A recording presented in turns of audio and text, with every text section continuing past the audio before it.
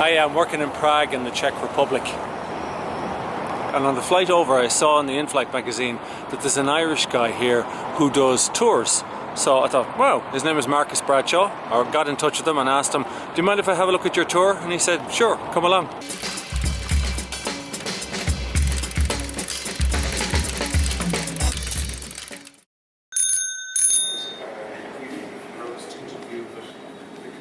The first thing you want to know is how hard a neck does an Irishman have to be a tour guide in a foreign city? When we go into the Jewish town, we look completely different. The answer to that question we'll get to. There's guidebooks and there's apps and there's everything else, but at the same time, nothing actually beats having somebody who knows a huge amount of information about the thing and who's able to present it in what's often kind of lighthearted and interesting, but also is able to answer your questions. And that with every tour, each one is different because you've got different people asking different questions and interacting with each other. It's really great fun because at the end of the day, people are on their holidays. The wheel is broken down into segments and each segment is a symbol. However, if we don't use the sun, let's say we use a star.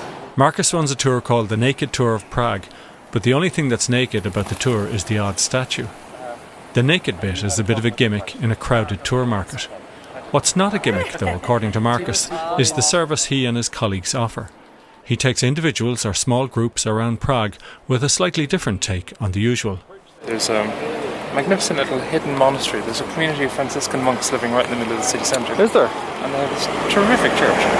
So we try and end off with something very beautiful. So okay. So that's a puppetry theatre? Yeah, it's an marionette theatre, yeah. Important.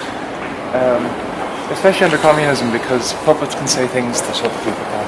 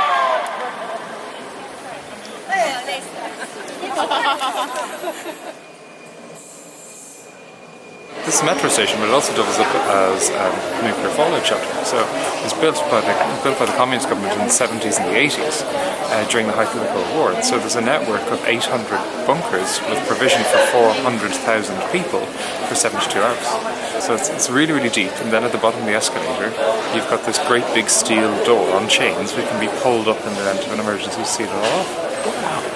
Rather embarrassingly, however, in 2002 there were catastrophic floods, and they didn't close the system off in time, and the water got into the metro, and the whole thing then was completely flooded.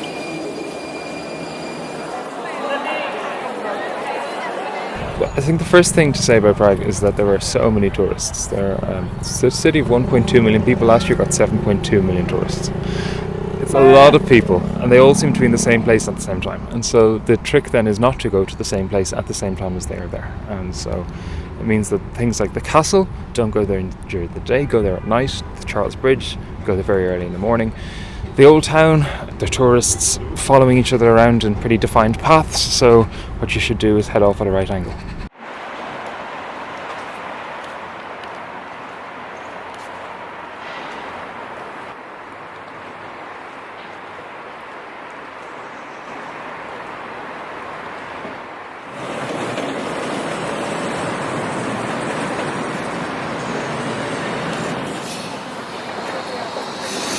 Actually, it's not such a leap for Marcus to be a Prague tour guide.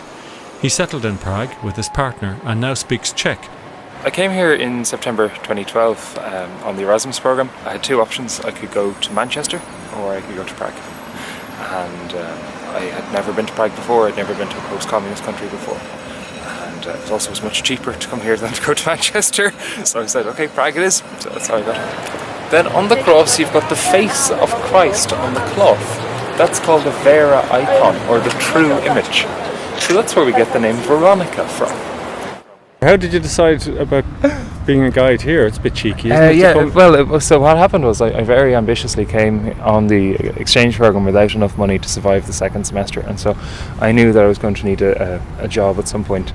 I'd worked in Kilmainham, and I'd worked in Dublin and in Trinity College as a guide, so I had loads of experience, and I thought, oh sure, I might work as a guide here, because I was studying Czech history, and I went on a tour with an existing company, and I was like, oh, that wasn't very good at all. I could do better myself. What was wrong with it? There's just no analysis. Things were presented as very black and white, and quite often things are much more shades of grey than that. And I was studying history in university, so there's just kind of I was getting a much deeper understanding of things in class than what I saw on the tour, and I said, okay, I can definitely do better than that. And so that was it. I went and I got a license and set myself up as a tour guide. And can you make a living at it? Yeah, 5 years later I seem to be able to. Definitely it's been a learning experience. I think Douglas Adams says the definition of a learning experience is the thing that you've just done. Don't do that again. Even when he's not guiding, Marcus is enjoying the sights.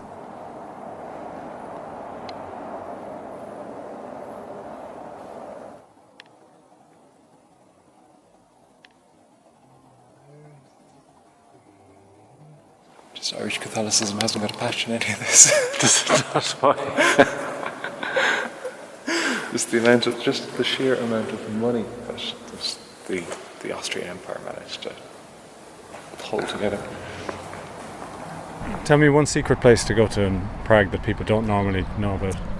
One secret place. If you turn just off Wenceslas Square, there is a pub called Upinkasu. And it is the first pub in Prague to serve the Pilsner beer. And they have the most magnificent beer garden, which is wedged between the back of the pub and a Franciscan monastery that dates from 1347. No one knows it's there, and it's absolutely spectacular. Marcus Bradshaw, the naked tour guide of Prague.